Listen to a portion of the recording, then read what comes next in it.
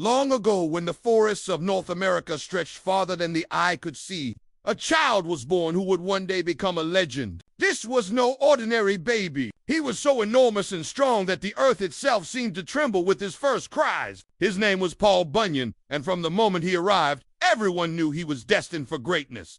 The people of the small logging town where Paul was born had never seen anything like him. His cradle was as large as a barn, and his parents had to hollow out a giant log just to make it. Even as a baby, Paul's appetite was legendary. He could eat enough to feed an entire herd of cattle. But it wasn't just his size that made Paul special. It was his kind and generous heart. From the time he could walk, Paul was known for helping anyone in need, always with a friendly grin and a laugh that rolled across the hills like thunder one winter. The coldest anyone could remember, the snow fell so heavily that it buried even the tallest trees. The townspeople were trapped inside their homes, but Paul, ever curious, ventured out into the white wilderness. As he trudged through the deep snow, he heard a strange sound, a low, mournful bellow. Following the sound, Paul discovered a massive ox trapped in a snowdrift. Its coat shimmered blue like the winter sky. Without hesitation, Paul dug through the snow and freed the great animal. Shivering and alone,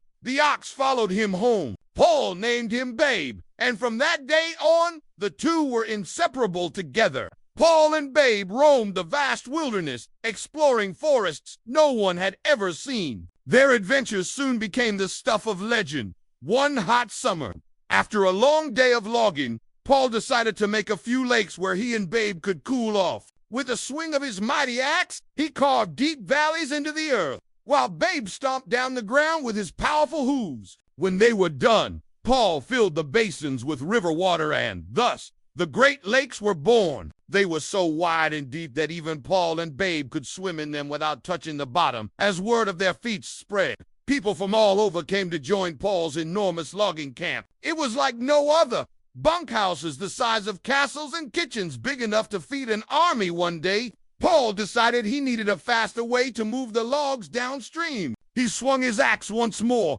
carving a deep trench that stretched for miles. As he dragged the axe behind him, the trench filled with water, becoming the mighty Mississippi River. Babe pulled the logs to the riverbank, and the current carried them all the way to the sawmills. Paul's appetite was just as legendary as his strength. His camp cook, Sourdough Sam, invented giant pancakes to feed him and Babe. The griddle was so large it took a team of men to flip the pancakes with shovels. One pancake could feed 10 men, but Paul could eat a stack as tall as a house. To sweeten Babe's pancakes, they needed barrels of syrup. Every morning, the scent of syrup and the sound of Paul's booming laughter filled the forest as the years passed. The tales of Paul Bunyan and Babe the Blue Ox grew taller and taller. Some said Paul created the Grand Canyon by dragging his axe across the land. Others claimed Babe's mighty footprints formed the Rocky Mountains. No matter how the stories were told, one truth remained.